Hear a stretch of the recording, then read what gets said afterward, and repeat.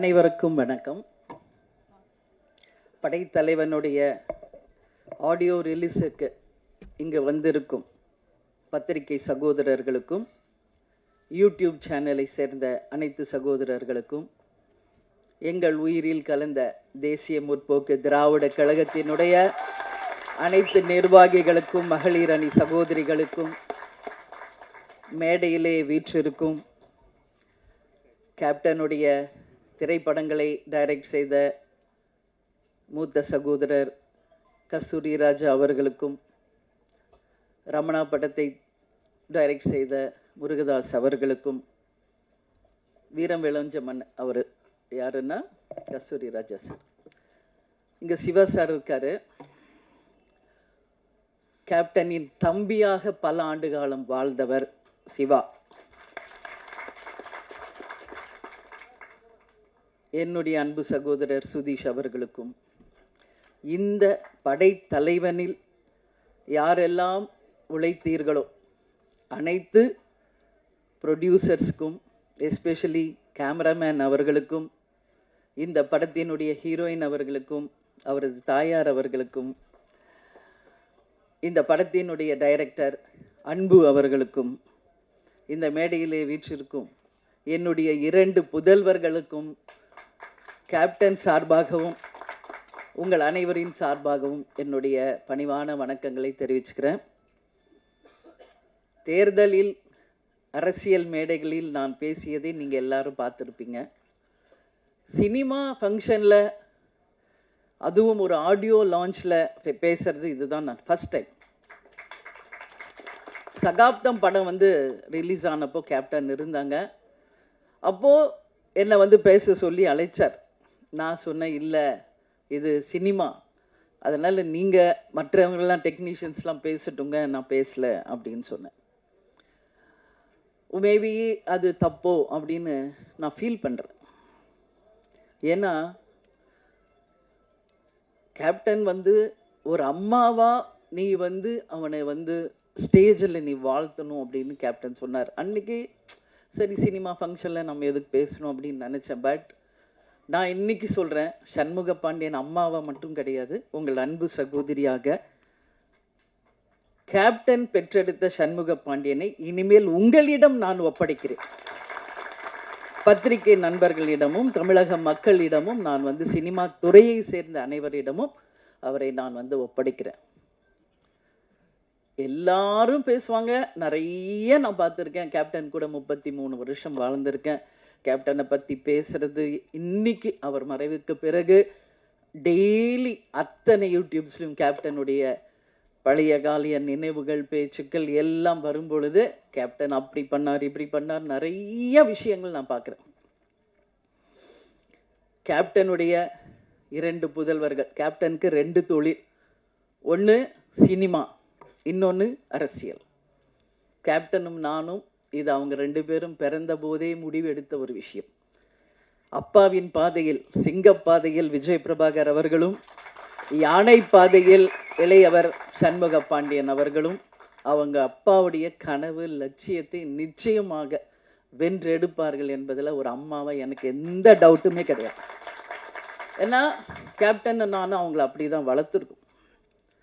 Captain சொல்லுவார், சொல்லி சொல்லி வளர்ப்பார். பிரபாவை அண்ணான் தான் சொல்லணும், தம்பி.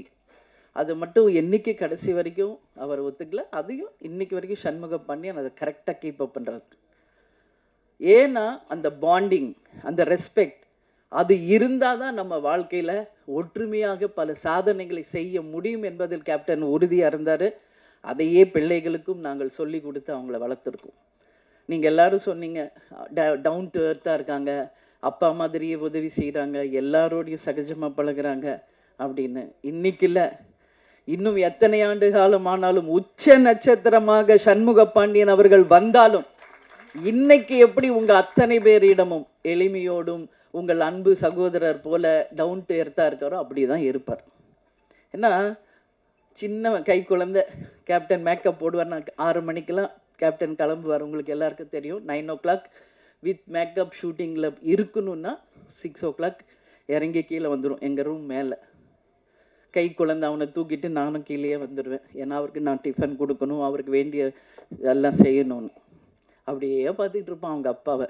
அப்போ ரொம்ப கை குழந்தை அழுவான் ரொம்ப ஜாஸ்தி. எதுக்கு இவன் அழுகிறான்? மூக்கில் லைட்டாக அப்புறம் ஒழுகும் அவருக்கு. கிளம்புவார் ஷூட்டிங்க்கு. நான் சொல்கிறேன், அதெல்லாம் எனக்கு நினச்சா எந்த சங்கோச்சமும் கிடையாது. மூக்கில் ஒழுகும், மேக்கப் போட்டிருப்பார், ட்ரெஸ் போட்டிருப்பார். வண்டி ஏற போகும்போது அப்படியே வந்து தாவான். அப்படியே அழகாக அந்த மூக்கை தொடச்சி விட்டு கண்ணை தொடச்சி விட்டு ஒரு முத்தம் கொடுத்துட்டு தான் போவார். அதே மாதிரி தான் விஜய் பிரபாகர். ஏன் அதை சொல்கிறேன்னா, ஒரு அப்பாவாக அவ்வளோ ஒரு ஆசையாக பிள்ளைகளை வளர்த்தார் கேப்டன். இன்னைக்கு 2 பேரும் இன்னைக்கு அவங்க அப்பா இல்லாததை ரொம்ப ரொம்ப ரொம்ப மிஸ் பண்ணுறாங்க. இங்கே கேப்டன் இல்லைன்னு நான் நினைக்கவே இல்லை. இங்கே தான் இருக்கார் கேப்டன். இந்த ஆடியோ ஷோவில் இன்னைக்கு ஆடியோ லான்ச்லேயும் இங்கே தான் கேப்டன் இருக்கார், நம்மோட தான் இருக்கார். அதில் எனக்கு எந்த மாற்று கருத்துமே கிடையாது. இந்த இடத்தில் கேப்டன் இருந்து அவருடைய நல்லாசியுடன் அவருடைய வாழ்த்துக்களுடன் தான் இந்த ஆடியோ லான்ச் நடந்துக்கிட்டு இருக்கு. அதில் எந்த மாற்று கருத்துமே இல்லை. அதே மாதிரி சண்முக பாண்டியனை பார்த்தீங்கன்னா ஒரு டென்ஷன் இருக்கும் ஏதாவது வாழ்க்கையில். ஆனால் அவனை அறியாமல் ஃபோனில் ரொம்ப சிரித்து பேசிக்கிட்டு இருந்தாலே நான் கேட்பேன், யார் அன்பு கூட பேசிக்கிட்டு இருக்கியா அப்படிமே. ஏன்னா அந்த அளவு டைரக்டருக்கும் அவருக்கும் அப்படி ஒரு பாண்டிங். அவரோட ஸ்ட்ரெஸ் பிளஸ்டர் வந்து சண்முகா வந்து மனசு விட்டு பேசுறது யாருன்னா அன்பு. ஸோ அந்த அளவு வந்து அவங்க 2 பேருடைய புரிதல் இருக்கு. இப்போ அடுத்த படம் டைரக்டர் எங்கள் அம்மா உங்களுடைய பெரிய ஃபேன் சார். ஊதா கலர் ரிப்பன் அப்படின்னு போட்டாலே போதும். எங்கள் அம்மா 85 வயசு, இன்னைக்கும் எந்திரிச்சு உட்காந்து பார்ப்பாங்க. நான் இதை சார் வந்து கதை சொல்ல வரும்போது வீட்டுக்கு வரும்போதே நான் சொல்லியிருக்கேன். அதே மாதிரி தான் சசிகுமார் சார், அவரும் வீட்டுக்கு கதை சொல்ல வரும்போது அவருடைய அந்த டவுன் டு எர்த் அங்கே பார்த்தேன் வீட்டில். சசிகுமார் சார், நீங்கள் சொல்லியிருக்கீங்க குற்ற பரம்பரை நிச்சயமாக வரும் அப்படின்னு நான் உறுதியாக நம்புகிறேன். ஹாட்ஸ்டார் மூலியமாக வருதோ இல்லையோ, அது வெப் சீரிஸாக வருதோ இல்லையோ, அதை ஒரு திரைப்படமாக நாம் அனைவரும் சேர்ந்து நிச்சயம் எடுப்போம்ன்றதை இந்த ஸ்டேஜில் உங்களுக்கு நான் உறுதியளிக்கிறேன்.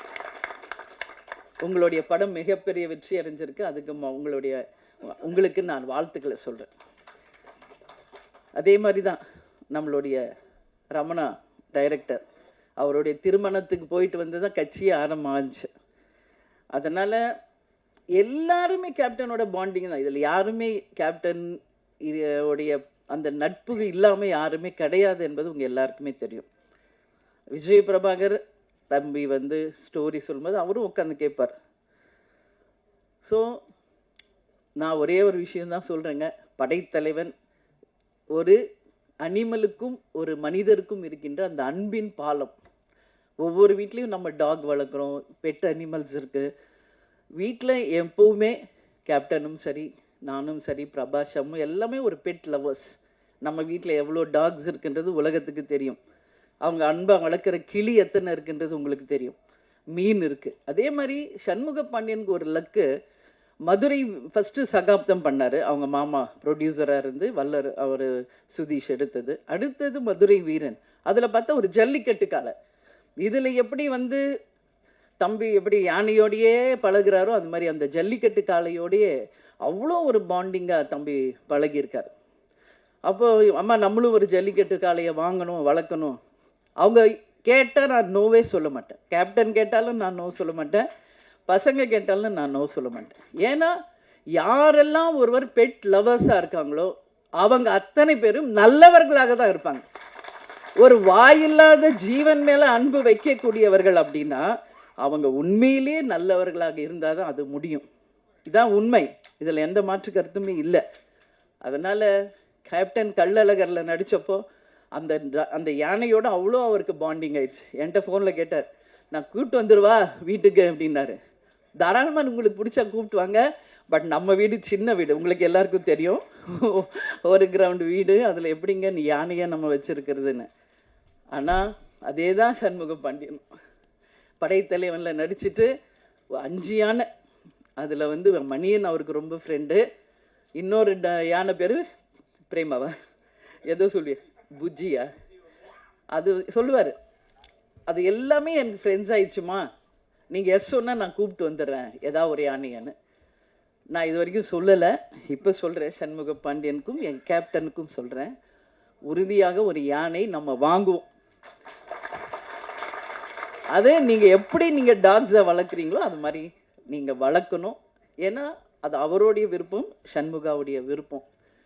இன்றைக்கி அதை நான் ஒரு விநாயகருடைய அடையாளமாக தான் பார்க்குறேன். முருகர் எப்பயுமே அண்ணன் கணேசாவை கும்பிட்டுட்டு தான் எந்த ஒரு விஷயத்தையும் தொடங்குவார். அதே மாதிரி தான் இவங்களும், சண்முகாவும் விஜய் பிரபாகர் கிட்ட சொல்லி அந்த அன்போடு அவர்கிட்ட பிளெஸிங் வாங்கி தான் கிளம்புவார். அந்த மாதிரி ஒரு அன்பு அவங்களுக்குள்ள சின்ன வயசுலேருந்தே இருக்குது. அதனால் நிச்சயமாக இந்த படம் மிகப்பெரிய வெற்றி படமாக மாறும். அன்பு சொல்கிற எவ்வளோ ஸ்ட்ரகிள்ஸ் இந்த மூவி ரிலீஸ் ஆக எனக்கு தெரியும். பொங்கல் வெளியீடுன்னு போட்டாங்க, நான் அப்போ கூட சொன்னேன் விரைவில் போடுங்க. இல்லை கண்டிப்பாக வந்துடலாம் மேடம்னார். சரி உங்கள் நம்பிக்கை. அதுக்கப்புறம் என்னெல்லாம் நடந்தது என்பது எல்லாருக்கும் தெரியும். ஒரு திரைப்படம் எடுத்து முடித்து அதை ரிலீஸ் பண்ணுவதற்கு எல்லாரும் சப்போர்ட் பண்ணுங்க. கேப்டன் எத்தனை பேருக்கு எவ்வளோ சப்போர்ட் பண்ணியிருக்காரு, எவ்வளோ திரைப்படங்களுக்கு சப்போர்ட் பண்ணியிருக்காரு, எத்தனை டெக்னீஷியன்ஸுக்கு சப்போர்ட் பண்ணியிருக்காரு. ஒரு படம் ரிலீஸ் ஆனதான் அதை நம்பி வாழ்கின்ற அத்தனை ஆயிரம் குடும்பங்கள் நல்லா இருக்கும். அதில் எந்த மாற்று கருத்துமே கிடையாது. சினிமா நல்லா இருந்தா அதை நம்பி இருக்கிற ஆயிரக்கணக்கான மக்கள் நல்லா இருப்பாங்க. அதில் நாங்கள் உறுதியாக இருக்கோம். கேப்டன் கூடயே இருந்து சினிமானா என்ன என்பது நாங்கள் நல்லா உணர்ந்திருக்கோம். நிச்சயமாக கேப்டன் விட்டுட்டு சென்ற அந்த இடத்தை அரசியலில் விஜய் பிரபாகரும், சினிமா துறையில் சண்முக பாண்டியனும் கேப்டன் மாதிரி இருந்து நிச்சயமாக அனைவருக்கும் அதே மாதிரி இருப்பாங்க என்பதில் எந்த மாற்று கருத்தும் யாருக்கும் வேண்டாம்.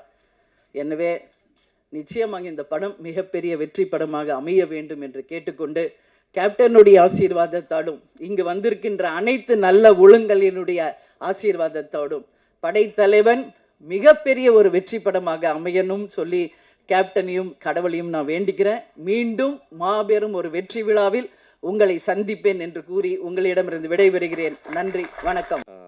வந்திருக்க பிரஸ் சேனல், யூடியூப் நண்பர்கள் எல்லாருக்கும் வணக்கம். கட்சிக்காரங்க எல்லாருக்கும் வணக்கம். இந்த படம் எனக்கு ரொம்ப ஸ்பெஷலான படம். எனக்கு ரொம்ப க்ளோஸான படம். ஏன்னா அப்பா இருக்கும் போது அப்பா கதை கேட்டு ஓகே பண்ண படம் இது. அதே மாதிரி அப்பாவோட பிறந்த நாள் அன்னைக்கு இந்த படத்தோட ஃபர்ஸ்ட் கிளிம்ஸ் ரிலீஸ் பண்ணுறோம். அப்பா இருக்கும் போதே நீங்கள் ட்ரெய்லரில் பார்த்த அந்த 2 ஃபைட் சீக்வன்ஸையும் அப்பா ஃபுல்லாக பார்த்துருக்காரு. அப்பா நல்லா வந்திருக்குன்னு அவர் வாயால் சொன்னார். அதனால் எனக்கு இது ரொம்ப க்ளோஸ் டு மை ஹார்ட். அதே மாதிரி அன்பு பிரதர் எனக்கு டே 1 என்ன கதை சொல்லி இது இப்படி தான் பிரதர் வரும், இது இந்த மாதிரி தான் அவுட்புட் என்ன வரும்னு சொன்னாரோ அதை அப்படியே எக்ஸாக்டாக கொடுத்துருக்காரு. So thank you brother. Cameraman sir ரொம்ப அருமையான ஒர்க் பண்ணியிருக்காரு. எனக்கு இந்த செட்டில் ஒரு ஒரு ஒரு பயமோ இல்லை நான் பண்ணுறது சரியோ தப்போ இல்லை யாரோ ஏதோ தப்பாக பேசிடுவாங்களோன்னு எனக்கு எந்த ஒரு கில்ட் ஃபீலோ ஒரு தப்பான ஃபீலோ கேமராமேன் சைடாக இருக்கட்டும் இல்லை டைரக்ஷன் சைடாக இருக்கட்டும் எங்கேயுமே எனக்கு கொடுக்கல. ரொம்ப கம்ஃபர்டபுளாக என்னை வச்சு அவ்வளோ அருமையாக என்கிட்ட இருந்து வேலை வாங்கியிருக்காங்க. யானை என்னோட படத்தில் என்னோட நண்பன் மணியன்.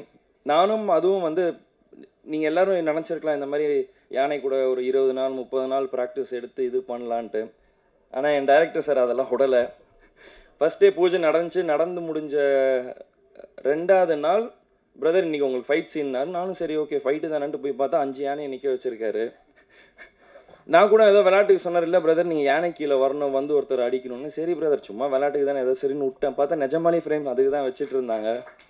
ஸோ அங்கே நான் யானைக்கிட்ட நான் பழக ஆரம்பித்தேன். அதுதான் எனக்கு டே 1. அப்போ தான் நானும் ஃபஸ்ட் டைம் யானையை பார்க்குறேன். அங்கே தான் பழக ஆரம்பித்தேன். அப்போ எனக்கு அப்பா சொன்னது ஒன்று ரொம்ப நல்ல ஞாபகம் வந்துச்சு. அப்பா கள்ளழகரில் யானை கூட இருக்கும்போது அவர் தான் டெய்லி சாப்பாடு ஊட்டி விடுவார். அப்பா அது கூட ஃபுட்பால் விளையாடுவாருன்னு சொன்னார். சரி நம்மளும் பண்ணி பார்ப்போன்ட்டு அதுக்கு ஸ்வீட்டு பழம் டெய்லி அதுக்கு சாப்பாடு ஊட்டி விட ஆரம்பித்தேன். அப்போ சொல்லுவார் என்கிட்ட, இந்த மாதிரி யானை ரொம்ப பாசமானது, நீ அதை விட்டு உன்கிட்ட ஒன்ஸ் அட்டாச்ட் ஆயிடுச்சுன்னா அதை நீ விட்டு பிரிஞ்சா ரொம்ப கஷ்டப்படும் அது அப்படின்னாரு. நான் அது அப்போ எனக்கு தெரியாது. இங்கே நான் ஒரு யானையோட நடிக்கும் போது தான் அது எனக்கு தெரிஞ்சுது. ஃபர்ஸ்ட் ஷெடியூல் முடிச்சுட்டு போகும்போது யானை 2 நாள் சிக்காச்சு. நாங்கள் திருப்பி அடுத்த ஷெட்யூல் வரும்போது அதுக்கு என்ன ஞாபகம் இருக்குமோ இருக்காதோன்னு எனக்கு ஒரு டவுட் இருந்தது. ஆனால் அது என்னை பார்த்தோன்னே ஓடி வந்து என்கிட்ட நின்று டான்ஸ் ஆட ஆரம்பிச்சது. ஸோ அந்த பாண்ட் எனக்கும் அந்த யானைக்கும் ரொம்ப நல்லா கிரியேட் ஆச்சு. முருகதாஸ் சார் சொன்னார், எங்கேயோ படித்தேன், அப்பா இந்த மாதிரி முடிஞ்சால் யானையை வாங்கிட்டு வரலான்னு சொன்னாருன்ட்டு. அதே தான் நானும் என் டைரக்டர்கிட்ட கேட்டேன், தமிழ்நாட்டில் அலோவ் பண்ணாங்கன்னா சொல்லுங்கள், நான் மணியனை கையோட கூட்டிகிட்டு போகிறேன் அப்படின்னேன். நீங்கள் படத்தில் பார்த்தா தெரியும், எனக்கும் அந்த யானைக்கும் உள்ள பாண்ட் வந்து ரொம்ப உண்மையாக க்ளோஸாக இருக்கும். படைத்தலைவன் வந்து நீங்கள் மற்ற எந்த படத்தோடையும் நீங்கள் கம்பேர் பண்ண முடியாது. கும்கி கூடயோ மற்ற எந்த படத்தோடையும் கம்பேர் பண்ண முடியாது. இது கம்ப்ளீட்டாக ஒரு டிஃப்ரெண்ட்டான கதை.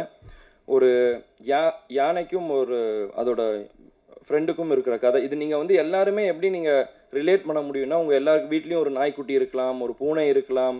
அதுக்கு ஒரு பிரச்சனைனா நீங்கள் எப்படி ஃபீல் பண்ணுவீங்க, அதே தான் எனக்கு ஏன் யானை இந்த படத்தில். ஸோ இது எல்லாருக்குமே நல்லா ரிலேட் ஆகும். எல்லாரும் என்னை இந்த மாதிரி அப்பாவை பார்த்த மாதிரி இருக்குன்றாங்க. எனக்கு அது தெரியல. நான் முடிஞ்ச அளவுக்கு என்னோட பெஸ்ட் இந்த படத்தில் கொடுத்துருக்கேன். இன்னும் பெட்டராக பண்ணிகிட்டே வருவேன், இன்னும் பெட்டர் ஆகிட்டே வருவேன் கண்டிப்பாக. அதே மாதிரி சசிகுமார் சார் தான் சொன்னார், நான் அவர் இதில் தான் ஃபஸ்ட்டு பண்ணேன்ட்டு. இந்த படத்தில் வந்து கேமரா முன்னாடி ஒரு பயம் இல்லாமல் நடிக்கிறதுக்கு ஒரு காரணம் சசிகுமார் சார் தான். ஏன்னா நான் ஒரு 10 வருஷம் கழிச்சு நான் திருப்பி ஒரு கேமரா முன்னாடி வந்து நிற்கிறேன், ஒரு படம் பண்ணுறேன் அப்படின்னும் போது யாராக இருந்தாலும் ஒரு கேமரா முன்னாடி அத்தனை பேர் முன்னாடி நடிக்கணுன்றது அப்போ வந்து ஒரு பயம் இருக்கும். அது எனக்கு கம்ப்ளீட்டாக எதுவுமே இல்லாமல் அன்றைக்கி ஒரு 4 நாள் ஷூட் எடுத்தார். அவர் கொடுத்த கான்ஃபிடென்ட்னால தான் எனக்கு இந்த படம் நல்லா ஃப்ரீயாக பண்ண முடிஞ்சுது. அதனால தான் எனக்கு பொன்ராம் சாரோட படமும் ஒரு இது இல்லாமல் பண்ண முடிஞ்சுது. அதே மாதிரி பொன்ராம் சாரோட படத்துலையும் நான் இப்போ ஒர்க் பண்ணிட்டு இருக்கிறது வந்து அவரையும் என்னை ரொம்ப நல்லா கம்ஃபர்டபுளாக வச்சுக்கிட்டாரு. இப்போ நான் எப்படி இவரை பிரதர்ன்றோன்னா நான் அவரை சாருன்னுவேன். ஆனால் அங்கேயும் நாங்கள் வந்து இப்போ அவர் வருத்தப்படாத வாலிபர் சங்கம் எப்படி எடுத்தாரோ அதை சொல்லிட்டு இருந்தார். இந்த மாதிரி நாங்கள் எல்லாம் ஒன்றா உட்காந்து தான் பேசி காமெடி கிரியேட் பண்ணுவோம், நாங்கள் அப்படி தான் நாங்கள் இது பண்ணுவோம், நீங்களும் பழகிடுவீங்க அப்படின்னாரு. நிஜமாலே அதே மாதிரி தான் போச்சு. இன்னும் அந்த மாதிரி தான் போயிட்டுருக்கு. ஸோ நாங்கள் ஒரு காமெடி சீக்வன்ஸ் எடுத்தாலும் சரி, ஃபைட் எடுத்தாலும் சரி, மொத்த ஆர்டிஸ்ட் பொன்ராம் சார் எல்லாம் ஒன்றா உட்காந்து ஒரு சீனை பேசிட்டு தான் பண்ணுவோம். So thank you sir. Murugadoss sir, நீங்கள் சொன்னீங்க கேப்டன் பிரபாகரன் நீங்கள் நிறையா ரிப்பீட் ஆடியன்ஸாக நீங்கள் போய் பார்த்தீங்கன்ட்டு. நான் அப்படி பார்த்த படம் வந்து ரமணா சார். ஸோ அது எனக்கு ரொம்ப பிடிச்ச படம். நீங்கள் ரமணா 2 என்னை வச்சு எடுக்கணுன்றீங்க. Thank you so much. It means a lot to me sir. ஏன்னா என்னோட ஒன் ஆஃப் த ஃபேவரட். நான் ரமணா நான் அம்மா கிட்ட கூட சொல்லியிருக்கேன். இந்த மாதிரி நிறையா இன்டர்வியூஸ்லையும் கேட்டிருக்காங்க, உனக்கு ரீமேக் பண்ணணுன்னா எந்த 2 படம் இல்லை எந்த இது படம்னா எனக்கு ஃபஸ்ட்டு சத்ரியன்வேன், அதுக்கு அடுத்து எனக்கு ரமணா தான். So thank you so much sir. அனைவருக்கும் வணக்கம். இந்த இடத்துல நான் வந்து ஒரு ஆட் மேன் அவுட்டாக இருக்கிற மாதிரி எனக்கு இருக்குது. ஏன்னா மாமாவும் சரி ப்ரொடியூசராக இருந்து அரசியலுக்கு வந்திருக்காங்க, அம்மாவும் சரி சின்ன வயசுலேருந்து சின்ன வயசுல கல்யாணத்து ஆரம்பத்துலேருந்து அப்பாவோட பல கதைகள் கேட்டிருக்காங்க, எல்லாத்துலேயும் இருந்து அரசியலுக்கு வந்தாங்க. ஆனால் நான் எந்த விஷயமும் இல்லாமல் கேப்டனை மட்டுமே பார்த்து ஒரு ரசிகராக, கேப்டன் எப்படி எங்கள் அப்பாவை தாண்டி ஒரு ரசிகராக சின்ன வயசுல அப்பாவை நான் பார்த்துட்டு இருப்பேன். இந்த வாட்டி என்னை ஒரு சினிமா மேடைக்கு கூப்பிட்டு பேச வைக்கும்போது உண்மையிலேயே எனக்கு கொஞ்சம் வெக்கமாக இருக்குது, ஷையாக இருக்குது. நீங்கள் இங்கே இருக்கணுமா நான் அப்படின்ட்டு எனக்கு இருக்குது. இருந்தாலும் சண்முக பாண்டியன் ஒரு அண்ணன் இருக்கிறதுனால அப்பா எப்பயுமே சொல்லுவார், அண்ணன் தம்பிங்க எப்பயும் ஒற்றுமையாக இருக்கணும்ன்ட்டு. எங்கள் அப்பாவோட வார்த்தைக்கு மதித்து அதனால் இன்றைக்கி வந்து என் தம்பிக்கு ஒரு சப்போர்ட்டாக இருக்கணும்னு இந்த வந்திருக்கேன். படைத்தலைவன் படம் ஆரம்பத்திலேருந்து கதை கேட்கறதுலேருந்து நம்ம பார்த்திபன் சார் இருக்கட்டும், அன்பு சாராக இருக்கட்டும், எல்லாரும் வந்து கதை சொல்கிறதுலேருந்து நானும் தம்பியும் இந்த கதைகள் கேட்டிருக்கோம். உண்மையிலேயே ஒரு நல்ல படம், நல்ல கதை படைத்தலைவன். நிச்சயம் எல்லாரும் சொல்கிற மாதிரி தமிழ் சினிமாவில் ஒரு மிகப்பெரிய ஒரு ஆக்ஷன் ஹீரோவை இன்ட்ரடியூஸ் பண்ணுற ஒரு படமாக படைத்தலைவன் இருக்கும். ஏன் இதை சொல்கிறேன்னா, யார் எப்படி சொல்கிறோம் எனக்கு தெரியல. நான் எப்பயுமே சொல்லுவேன் எல்லா மேடையிலும், எங்கள் அப்பாவோட ஃபஸ்ட்டு ஃபேன் நான் தான் அப்படின்றா தான். கேப்டன் பிரபாகர் அப்போ இருக்கும், இந்த விஜய பிரபாகர் பிறந்தேன். அதனால் எப்பயுமே நான் ஃபஸ்ட்டு ரசிகர் அப்பாவுக்கு நான் தான் சொல்லுவேன். அதே மாதிரி ஷம்முக்கும் ஒரு ஃபஸ்ட்டு ரசிகராக நான் தான் சொல்லுவேன். ஏன்னா அவன் பண்ண சகாப்தமாக இருக்கட்டும், மதுரை வீரனாக இருக்கட்டும், இப்போ பண்ண படைத்தலைவனாக இருக்கட்டும், நெக்ஸ்ட் வர கொம்பு சீவியாக இருக்கட்டும், எத்தனையோ படங்கள் பண்ணாலுமே அந்த சகாப்தம் படம் பண்ணும்போது மலேசியாவில் ஒரு ஷூட்டிங் ஷூட் பண்ணும்போது 100 ஃபீட்லேருந்து ஆக்ஷன் நாங்கள் கேப்டன் வந்து இல்லை டூப்லாம் போடலாமா என்னன்னு கேட்டுட்டு இருக்காரு. இவர் ஜம்ப் பண்ணிட்டான் மேலேருந்து. எந்த பயமும் இல்லாமல் ஒரு 19 வயசு பையனாக இருக்கும்போது எந்த ஒரு விஷயமும் இல்லாமல் அங்கேருந்து ஜம்ப் பண்ணிட்டாப்புல. ஸோ அப்போ அப்பாவுக்கே வந்து பயம் வந்துருச்சு. என்ன நீ பார்த்து குதிச்சிட்ட, நான் டூப் போடலாம் ஏதாச்சும் ரோப் கட்டலான்னு நீ பார்த்து தைரியமாக குதிச்சிட்ட அப்படின்ற போது ஷமு சொன்னாப்புல, கருப்பனையில படத்தில் ஹெலிகாப்டர் நீங்கள் ரோப்பே இல்லாமல் தொங்கிட்டு வந்தீங்களே, அது எங்களுக்காக பண்ணும்போது உங்கள் மகன் நான் வரும்போது உங்களுக்காக நான் 100 மாடியிலும் குதிக்கிறது எனக்கு என்ன, எனக்கு எந்த அச்சமும் இல்லை, உங்களுக்குள்ள அதே ரத்தம் தான் எனக்குள்ளேயும் ஓடிட்டு இருக்கு அப்படின்னு ஷம்மு சொல்லும்போது உண்மையிலே அந்த இடத்துல நான் வேந்து பார்த்தேன். அதே மாதிரி சகாப்தம் ஒவ்வொரு ஷாட்டுமே தம்பி எப்படிலாம் ஃபைட் பண்ணியிருக்கான்ட்டு எனக்கு தெரியும். கேப்டன் எங்கேயும் போல, அவர் படத்தில் நீங்கள் பாருங்கள், கேப்டன் திரையில் தெரிவார். மேடையில் இருக்கும் அந்நியார் அவர்களுக்கு வணக்கம். சுதீஷ் சார் வணக்கம். இந்த படத்தின் கதாநாயகன், எதிர்காலத்தின் நம்பிக்கை நட்சத்திரம் சண்முக பாண்டியன் அவர்களுக்கும் வணக்கம். சசி சார் வணக்கம் சார். கஸ்தூரிராஜ் சார் வணக்கம். அப்புறம் கழகத்தை தன் தோளில் சுமந்து கொண்டு வந்திருக்கும் பிரபாகரன் அவர்களுக்கும் வணக்கம். கேப்டனின் அன்பு தம்பிகள், சகோதரிகள், தமிழகம் என்றும் இருக்கும் அனைவருக்கும் எனது வணக்கத்தை தெரிவித்துக் கொள்கிறேன். கேப்டன் வந்து ரமணாவில் மட்டும் எனக்கு அறிமுகம் நினச்சிட்டு இருப்பேங்க, கிடையாது. ரமணாவுக்கு முன்னாடி எனக்கு அவர் பரிச்சயம். ரசிகனா தேட்டரில் இருந்தது வேறு. அது உங்களை மாதிரி நானும் அவரை ரசிச்சிருக்கேன். கேப்டன் பிரபாகரன்லாம் 50-60 தடவை பார்த்துருப்பேன். டெய்லி நைட் ஷோ முடிஞ்சதுன்னா போய் உட்காந்துருவேன் அந்த தேட்டரில், திருப்பி பார்த்துட்டு இருப்பேன். நான் மட்டும் கிடையாது, அது மொத்தம் ஆடிட்டோரியமே ரிப்பீட். எல்லா டயலாகும் வர்றதுக்கு முன்னாடியே கிளாப் பண்ணிக்கிட்டே இருப்பாங்க. அந்த மாதிரி பார்த்துட்டு இருந்தேன். இன்னும் சொல்லப்போனால் ஒரு இன்றைக்கி நான் என்ன சொல்லுவாங்க, நீங்கள் வந்து உங்கள் படத்தில் வில்லன்லாம் ஹேண்ட்ஸமாக இருக்காங்க, வில்லன்லாம் ஹீரோவோட அழகாக இருக்காங்களே எப்படின்னு சொல்லி. ஆனால் வில்லனை வந்து ஒரு ஹேண்ட்ஸமாக ஒத்துக்கிறதுக்கு வந்து ஒரு ஹீரோவுக்கு வந்து ஒரு பெரிய நம்பிக்கை வேணும். நீங்கள் அதை யோசிச்சு பார்த்தீங்கன்னா அதெல்லாம் அந்த ட்ரெண்டில் ஆரம்பித்தவர் கேப்டன் அவர்கள் தான். கேப்டன் அவரோட வில்லன்கள்லாம் பார்த்தீங்கன்னா பயங்கர அழகாக இருப்பாங்க. அதுக்கு முன்னாடிலாம் அப்படி இருக்கவே மாட்டாங்க. அந்த ட்ரெண்ட் ஆரம்பித்தது கேப்டன் அவர்கள் தான். சத்யராஜ், சரத் சார் ஆகட்டும், இன்னும் நிறைய பேர் சொல்லிகிட்டே இருக்கலாம். அவரோட கம்பெனியில் அவர் அறிமுகம் செய்தவர் அவர் எவ்வளோ பெரிய இது. அதுக்கப்புறம் நான் கலைமணி சார்கிட்ட வந்து ஒர்க் பண்ணும்போது செட்டுக்கு போயிருக்கேன். கருப்பு நிலா செட்டு தான். அப்போ அவர் டைலாக் வந்து கலைமணி சார், நான் அசிஸ்டண்ட்டாக இருக்கும்போது செட்டில் போவேன். ஸோ மூலையில் இருக்கும்போது லைஃப்பில் ஃபஸ்ட் டைம் வந்து கேப்டன் நான் பார்க்குறேன். ஸோ அப்படியே பார்த்துட்டு இருக்கும்போது சும்மா சாதாரணமாக அப்படியே இருந்துகிட்டு இருப்பார். ஸோ நின்றுட்டு இருக்கும்போது என் முன்னாடி ஒரு பிளேட் வந்துச்சு, சின்ன டம்ளரில் இருந்தது. என்னன்னு பார்த்தா ஸோ மோர் அப்படின்னு நினச்சி குடிச்சு பார்த்தா ஹார்லிக்ஸ். என்னோட அது நம்ம ஒரு அசிஸ்டண்ட்டுக்கு ஹார்லிக்ஸ் நம்ம கொடுப்பாங்க ஒரு கம்பெனிலன்னு அப்படியே குடிச்சிட்டு, ஒருவேளை வேறு யாருக்கும் வாங்கினது மிச்சமா, சரி ஓகேன்ட்டு இப்படி போய் தனியாக குடிச்சு அந்த பக்கம் பார்க்குறேன். ஒரு பெரிய ஸ்டவ்வில் ஒரு பெரிய பேரலில் வந்து ஹார்லிக்ஸை உடச்சி உள்ளே கொட்டிகிட்டு இருக்காங்க. நான்லாம் ஊரில் ஹார்லிக்ஸ்னால் உடம்பு சரியில்லைன்னா வாங்கி கொடுப்பாங்க. அப்போ தான் அதையும் அப்படியே இந்த பக்கம் திரும்புறதுக்குள்ளே வீட்டில் இருக்கிறவங்க எல்லாரும் அப்படியே வாயில் போட்டு காலி பண்ணாங்க. வந்து ஹார்லிக்ஸ் வந்து ஒரு சினிமா கம்பெனியில், அதுக்கு முன்னாடி நான் கலைமணி சார்கிட்ட ஒரு 10 செட்டுக்கு போயிருக்கேன். அந்த மாதிரி நான் பார்த்ததே கிடையாது. ஹார்லிக்ஸ் ஆகட்டும், இளநீ ஆகட்டும், இது எல்லாருமே சொல்லியிருப்பாங்க. நான் கண்ணால் பார்த்துருக்கேன். சபரிமலை மாலை போட்டவங்கெல்லாம் வந்து கருப்பநிலாவில் கோவாவில் ஷூட்டிங் நடந்துட்டு இருந்தப்போ அப்போ அவங்க சாப்பிட்டுட்டு இருக்கிற இடத்துக்கு வராரு கேப்டன். வந்து அவங்க பார்க்குறாரு. பார்த்துட்டு வந்து இவங்களுக்கு என்ன எதுவும் வைக்கலன்னா, இல்லை கேப்டன் அவங்க நான்வெஜ் சாப்பிட மாட்டாங்க, மாலை போட்டிருக்காங்கல்லன்னு. அவங்களுக்குலாம் பக்கோட போடி அப்படின்னு அப்போ சொல்கிறாரு. எனக்கு வந்து எப்படி ஒரு கேப்டன் ஒரு படத்தோட கதாநாயகன் தனக்கு என்ன வருது மட்டும்தான் பார்ப்பாங்க. ஃபுல்லாக எல்லாருமே சாப்பிடணுன்ட்டு அந்த வயிறு நிறையணும்னு நான் நிறைய விஷயம் கண்ணால் பார்த்துருக்கேன். அந்த ராஜபாதர் ஸ்ட்ரீட்டு கூட நம்ம பாண்டி பஜாரோட பேரல் ஸ்ட்ரீட் போகும்போது அந்த கம்பெனிக்கு நான் போயிட்டு இருக்கும்போது வெளியில் ஒரு 500 பேர் நிற்பாங்க. எப்பயுமே ஒரு 500 பேர் இருப்பாங்க. அப்போ கேப்டன் அவர்கள் வந்து அவர் கையால் அந்த பாக்கெட்டு சாப்பாடை கொடுப்பாரு. அதை நான் பார்த்துருக்கேன், எங்கனால பார்த்துருக்கேன். அந்த பக்கம் இருக்கிற மீடியேட்டர்ஸ் எல்லாருக்குமே அது ஒரு ஹப்பு மாதிரி இருக்கும்.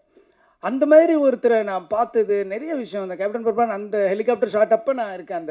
அந்த டைமில் நான் கீழே இருந்தேன். அப்போ அதே மாதிரி சொன்னாங்க, டூப் போட்டு பண்ணிக்கலாம் அப்படின்ற மாதிரி சொன்னாங்க. அன்றைக்கி வந்து இவங்க 2 பேருமே வந்திருந்தாங்க, அண்ணியும் வந்திருந்தாங்க. அன்றைக்கி செட்டுக்கு ஒரு அம்பாசடர் காரில் வந்தாங்க, எனக்கு நல்லா ஞாபகம் இருக்குது. அன்றைக்கி அந்த பர்டிகுலர் ஷூட் அப்போ அவங்க இல்லைன்னு நினைக்கிறேன். அப்போ மட்டும் சொல்லிட்டாங்க, வந்து நீங்கள் வந்து அன்னிக்கிட்ட மட்டும் டூப் போட்டுதுன்னு சொல்லிவிடுங்க அப்படின்னு சொல்லிட்டு சொன்னேன். இல்லை கேப்டன் வேணாம், மாஸ்டர் ராக்கி ராஜேஷ் நினைக்கிறேன், அவர் சொன்னார் நான் வந்து டூப் போட்டு எடுத்துக்கலாம் அப்படின்னு. ஏன் டூப்புக்கும் ஒரு உயிர் தான், அவனுக்கு மட்டும் 2 உயிராக இருக்குது அப்படின்னாரு. அதெல்லாம் அவ்வளோ பக்கத்தில் இருந்து எந்த மைக்கும் கேமராவும் இல்லாமல் காதால் கேட்கும்போது ஒரு பெரிய மிரட்சி உண்டாயிடுச்சு, ஒரு மரியாதை உண்டாயிடுச்சு. அதுக்கப்புறம் அந்த ஷாட் அவரே பண்ணார். ரொம்ப கஷ்டம், நீங்கள் நினைக்கிற மாதிரி கிடையாது. ஒரு ஹெலிகாப்டர்ன்றது இந்த பக்கம் வெயிட்டு போட்டால் இந்த பக்கம் அதுக்கு தகுந்த மாதிரி வெயிட் போடணும், இல்லைன்னா அன்பேலன்ஸ் ஆகி ஹெலிகாப்டர் வந்து அது மேலே இதாக ஆரம்பிச்சிடும். இப்போ இருக்கிறதுல ரொம்ப ஸ்ட்ராங்கு. அந்த மாதிரி இருக்கும்போது கேப்டனோட வெயிட்டை மெஷர் பண்ணி அதுக்கு தகுந்த மாதிரி இந்த பக்கம் ஒரு வெயிட் வச்சு அதை பேலன்ஸ் பண்ணி இங்கேருந்து போனால் நீங்கள் ஒரு 20 அடிக்கு மேலே தான் அவர் கேப்டன்னு தெரியும். அதுக்கப்புறம் போனால் ஒரு உருவம் தெரியும், இங்கேருந்து ஒரு ஜூம் எவ்வளோ ஃபாலோ பண்ண முடியுமோ அவ்வளோதான் தெரியும், அதுக்கு மேலே தெரியாது. ஸோ எவ்வளோ நடிகர்கள் வந்து நடிக்கும்போது ஒரிஜினல் பண்ணுவாங்க, பாடி டபுள் பண்ணுவாங்க, ஃபேஸ் ரீப்ளேஸ் பண்ணுவாங்க, சிஜி பண்ணுவாங்க, எவ்வளவோ பண்ணிவிட்டு நான் தான் பண்ணேன்னுவாங்க. ஆனால் தான் பண்ணிவிட்டு வெளியில் வந்து நான் பண்ணேன்னு சொல்லாதீங்க, டூப் பண்ணேன்னு சொல்லுங்கள் அப்படின்னு சொன்ன ஒரு ஒரு பெரிய மனசு உள்ளவர் நான் அன்றைக்கி தான் நான் நேரில் பார்த்தேன். அதுக்கப்புறம் ரமணா உருவாகுச்சு. ரமணா உருவாகும் போதும் சரி, ஃபைட் சீன்லாம் பார்த்தீங்கன்னா ஃபைட்டர்ஸ் எல்லாரோட பேரும் தெரியும். எல்லாரும் சின்ன சின்ன ஃபைட்ரு, அந்த கம்பி கட்டுறவங்க, ரோப்பு இருக்கிறவங்க எல்லார் பேரையும் எல்லாருக்குமே தெரிஞ்சிருக்கும். அப்போ அந்த கம்பி ரோப்புலாம் அப்படின்னும்போது நீ ஃபைட்டருக்கு வேணா வை, எனக்கு வைக்காது அப்படின்றவார். என்னன்னா இல்லை நான் இன்ன வரைக்கும் நான் ஒரிஜினலாக தான் பண்ணியிருக்கேன், நான் ரோப் வச்சு பண்ணேன்னா இதுக்கப்புறம் பண்ணது எல்லாமே நான் பண்ணது இல்லைங்கிற மாதிரி அர்த்தமாகிடும் அப்படின்னு சொல்லி எல்லாத்துக்கும் பார்ப்பார். ஃபைட்டர்ஸ் பண்ணும்போது உட்காந்துருப்பார். கேரவன்னு ஒன்று கிடையவே கிடையாது, கேரவன்னு ஒன்று கிடையவே கிடையாது. ஒரே ஒரு சீன் வந்து ரெட் ஹில்ஸில் எடுத்தேன். அப்போ ட்ரெஸ் சேஞ்ச் பண்ணுறதுக்கோ காஸ்டியூம் சேஞ்ச் பண்ணுறதுக்கோ ஒரு இடம் இருக்காது. ஏன்னா ஃபுல்லாக அந்த ரெட் ஹில்ஸ் அந்த ஒரு ஹில்ஸ் மாதிரி இருக்கும். அந்த ஏரியாவில் வந்து ஒரே ஒரு கேரவன் பட்டு அவர்கிட்ட தெரியாமல் அவங்க சொல்லிவிடும். அதுக்கு அவ்வளோ திட்டினார். யாரை கேட்டியா கேரவன் சொன்னி, இன்றைக்கி போய் ஒரு ஷூட்டிங் போனீங்கன்னா ஷூட்டிங் அங்கே நடக்குதுன்னா 1 கிலோமீட்டர் கேரவன் ட்ரெயின் மாதிரி நிற்கும். அவ்வளோ பேருக்கு கேரவன் இருக்கிற இடத்துல அன்றைக்கி ஒரு நாள் கூட கேரவன் யூஸ் பண்ணதே கிடையாது. ஒரு நாள் யூஸ் பண்ணேன், அவர்கிட்ட கேட்காம நான் தான் சொன்னேன் காஸ்டியூம் சேஞ்ச் பண்ணணும், க்ரௌடு வரும் உள்ளே வந்தால் அவர் அங்கே வந்தாவே இங்கே பட்டாசு வெடிக்க ஆரம்பிச்சிடுறாங்க. ஸோ அதனால் நீங்கள் வந்து கேரவனில் இருங்கன்னா ஒத்துக்கவே மாட்டேன்ற. கேரவன் ஆக்சுவலி அன்றைக்கி சும்மா தான் இருந்துச்சு. அதுலேயும் சேர் கூட இப்படி சாயிற மாதிரி சேர் மாட்டேன். ஒர்க் பண்ண சில பேருக்கு தெரிஞ்சிருக்கும், நான் சொல்கிறது ஒரு புள்ளி கூட போய் கிடையாது, மிகைப்படுத்தவும் கிடையாது. ஒரு ஸ்டூலில் உட்காந்துருவார், பின்னாடி சாய மாட்டார், பின்னாடி பூரா அப்படியே உட்காந்துருப்பார். அப்படியே உட்காந்துட்டு யார் யார் என்ன பண்ணுறா அதை மட்டும்தான் பார்த்துக்கிட்டே இருப்பார். விறுவிறுன்னு வேலை நடக்கும். மற்றவங்க என்ன வேலை பார்க்குறாங்க, வேகமாக வேலை நடக்குதா, என்ன சாப்பிட்றாங்கன்றது மொத்தமாக அப்படி ஒரு நெட்வொர்க் மாதிரி வச்சுக்கிட்டு எல்லாரோட கேரையும் எடுத்துக்கிறவர் அவர். ஈவன் டைலாக்லாம் உங்களுக்கு வந்து தெரியாது. ரமணாவில் வந்து எந்த டைலாக்குமே நான் 2 டேக் மேலே போனதே கிடையாது. எந்த டைலாக்குமே 2 டேக் மேலே நான் போனதே கிடையாது. கேப்டன் மேடல் அப்படி பேசுவார் இப்படி பேசுவார், என்ன எதுன்னா அன்றைக்கி நான் பார்த்தப்ப நீங்கள் வந்து அந்த சீஃப் மினிஸ்டர் அந்த ஒரு லிஸ்ட்டு சொல்லுவார், தமிழ்நாட்டோட லிஸ்ட், அந்த புள்ளி விவரம்லாம் சொல்லுவார். 2 டேக் போச்சு, ஒரு தடவை கேமரா வந்து கரெக்டாக செட்டில் ஆகலை, அதனால 2வது டேக் போச்சு. ஆனால் அந்த ஃபுல் நம்பர் டயலாக் கூட நம்ம சொல்லலாம். நம்பர்ஸ் ரொம்ப சொல்கிறது ரொம்ப கஷ்டம். தமிழ்நாட்டில் இத்தனை ஹாஸ்பிட்டல், இத்தனை போலீஸு, இத்தனை பெட்டு, இத்தனை பேஷண்ட்டு, ஓட்டுரிமை இருக்கிறவங்க, ஆம்பளை பொம்பளைன்னு சொல்ல அந்த நம்பர் சொல்கிறது நம்ம வந்து ஒவ்வொரு தடையும் போய் செக் பண்ணி எழுதிடலாம். நம்பர் எழுதுறது ஈஸி, என்னாலே சொல்ல முடியாது. ஒரு அப்படியே ஃபுல்லாக பண்ணிவிட்டு டைலாக் எடுத்தார். இதை மட்டும் எனக்கு 2 நாள் முன்னாடி டைலாக் கொடுத்துருன்னு சொன்னார். 2 நாள் முன்னாடி டைலாக் சொன்னால் ஃபுல்லாக பண்ணார். 2 டேக்கில் ஒரு சிங்கிள் ஷாட் நீங்கள் பார்த்தீங்கன்னா தெரியும், அப்படியே ட்ராலி ஃபாலோ பண்ணிகிட்டே இருக்கும். சிங்கிள் ஷாட்டில் முடித்தார். டைலாக் ஆகட்டும், நடிப்பாகட்டும், ஃபைட் ஆகட்டும், அவருக்கு ஈடு இணை யாருமே கிடையாது. கதர் சட்டையாலும் காக்கி சட்டையிலும் அப்படி ஒரு அழகனை இந்த தமிழ்நாடு இதுக்கு முன்னாடி பார்த்துருக்காரு. நல்லா யோசிச்சு பாருங்க. நீங்கள் கதர் சட்டையில் போட்டு வந்தால் அந்த அழகு அப்படி பார்க்கறதுக்கு கண்ணு பார்த்தாது. காக்கி ட்ரெஸ் அந்த போலீஸ் யூனிஃபார்ம் பார்த்தா அந்த கம்பீரத்தை பார்க்கறதுக்கு கண்ணுக்கு பார்த்தாது. அப்படி ஒரு ஒன்று இருக்கும். ஒரு ரியல் போலீஸு கூட நம்ம இந்த மாதிரி வரணும்டா அப்படின்ற மாதிரி ஒரு இன்ஸ்பிரேஷனாக இருக்கிற உருவம் தான் கேப்டன். நிறைய பண்ணார். அதுக்கப்புறம் என்னுடைய திருமணத்துக்கும் வந்தார். ஏன் இப்படி சும்மா மொட்டை பையனாகவே சுற்றிட்டு இருக்க, முதல்ல கல்யாணத்தை முடி, உடனே குழந்தை பெற்றுருன்னு சொல்லி எந்த ஹீரோ அப்படி சொல்லுவாங்க? யோசிச்சு பாருங்க. படம் நடித்தா அதுக்கப்புறம் நம்பரை டெலிட் பண்ணி அடுத்த படம் ஹிட்டு, திருப்பி ஒர்க் பண்ணால் தான் திருப்பி நம்பரே சேவ் பண்ணுறேன். இந்த உலகத்தில் அவன் என்ன பண்ணுறான் என்ன பண்ணுற இப்படின்னு வந்து என் கல்யாணத்து வரைக்கும் வந்து சிரமம், எவ்வளோ சிரமம். இங்கேருந்து இங்கே செங்கல்பட்டு தாண்டும் போதிலேருந்தே வண்டி டிராஃபிக் ஜாக ஆரம்பிச்சிருச்சு. கிட்டத்தட்ட ஒரு 7,000 8,000 வெஹிக்கிள்ஸ் எல்லாமே தொண்டர்கள் தான். அன்னைக்கு வரலாறு காணாத கூட்டம்னா எனக்காக கிடையாது, கேப்டனுக்காக. அந்த ஸ்டேஜில் அவ்வளோ கூட்டத்தில் நாங்கள் 2 பேரும் இப்படி முந்திட்டு இருந்தோம். அவ்வளோ ஒரு வரலாற்று சிறப்புமிக்க ஒரு திருமணமாக என்னுடைய திருமணத்தை மாற்றின ஒரு கேப்டன் அவர்கள். ஒரு அற்புதமான மனிதர். இங்கே வந்து கஸ்தூராஜா சார் வந்து நானும் ஒர்க் பண்ணியிருக்கேன்னு எனக்கு சின்ன பொறாமையாக இருந்தது. ஏன்னா எனக்கு மட்டும்தான் அந்த பெருமை இருக்கும்னு நினச்சேன். அவரும் ஒர்க் பண்ணியிருக்காரு. ஸோ அவரை அந்த ஒரு மனிதரை வந்து நம்ம அவ்வளோ பக்கத்தில் இருந்து என் வாழ்க்கையில் வந்து நான் ஒரு வருஷத்தை அவரோட கழிச்சிருக்கேன் போது அந்த ஒவ்வொரு நினைவுகளும் என் வாழ்க்கையில் எப்பயுமே எதிரொலிச்சிக்கிட்டு இருக்கும். அவர் குரல் எப்பயுமே என் காதில் கேட்டுக்கிட்டே இருக்குங்கிறது போது எனக்கு ரொம்ப அதை விட ஒரு பெருமை என்ன இருக்க முடியும். அப்படி ஒரு மனிதர் நம்ம மண்ணில் இருக்குது இருந்தார். ஒரு பெரிய நம்ம வாழ்க்கையில் எப்பயுமே நம்ம கடவுள் வந்து எப்பயோ ஒரு வழி வந்து நமக்கு என்றைக்குமே ஒரு இழப்பையும் ஒரு பிரிவையும் நமக்கு வந்து யாராலையுமே ஈடு செய்ய முடியாது. எந்த மருந்தாலும் அதற்கு அதை ஆற வைக்கவும் முடியாதுன்றது வந்து கேப்டனுடைய இழப்பு. இருந்தாலும் கேப்டன் ஒரு அற்புதமான 2 சிங்கக்குட்டிகளை கொடுத்துருக்காரு. கேப்டன் வந்து எல்லாருக்கும் எல்லாமே கொடுத்துருக்காரு. ஆனால் யாருக்குமே கொடுக்காத ஒன்றே இந்த படத்தோட ஹீரோ கொடுத்துருக்காரு. அவரோட 2 கண்கள். அந்த கண்ணு போதும் கேப்டன் பார்க்குற மாதிரி அப்படியே இருக்குது. எவ்வளோ பேருக்கு இண்டஸ்ட்ரியில் இருக்கிற ஒரு வாழ்க்கை கொடுத்துருக்காரு. ஆர் சுந்தரராஜன் மாதிரி சார் மாதிரி ஒரு வில்லேஜ் படத்தில் நடிப்பார். அந்த பக்கம் பார்த்தா ஆர்மியோட ஃபைட் பண்ணிட்டு இருப்பார். ஃபில்ம் இன்ஸ்டிடியூட்டோட இன்னும் அடையாறு ஃபில்ம் இன்ஸ்டியூட் அந்த டைமில் வந்து அவ்வளோ இன்னைக்கு இருக்குது விஸ்காம் அவ்வளோ இருக்குது. அன்னைக்கு டைமில் அடையார் ஃபில்ம் இன்ஸ்டியூட் வந்து உள்ளே வந்தது Aabavanan sir, Selvamani sir, Udhayakumar sir, அவ்வளோ பேர் இன்ஸ்டியூட் அந்த டிஎஃப்டிலேருந்து வெளில வந்ததுக்கு எல்லாமே ஒரே காரணம் வந்து கேப்டன் அவர்கள் தான். இன்னைக்கு வந்து நடிகர் சங்கம் ஆகட்டும் எவ்வளோ பேரை உருவாக்கியிருக்காரு. அவர் வீட்டிலேருந்து ஒரு பையன் வந்து நம்ம இண்டஸ்ட்ரிக்கு வந்திருக்காருன்னும் போது நம்ம வந்து 2 கையை விரித்து அவருடைய வாரி அணைச்சிக்கணும் அவரை.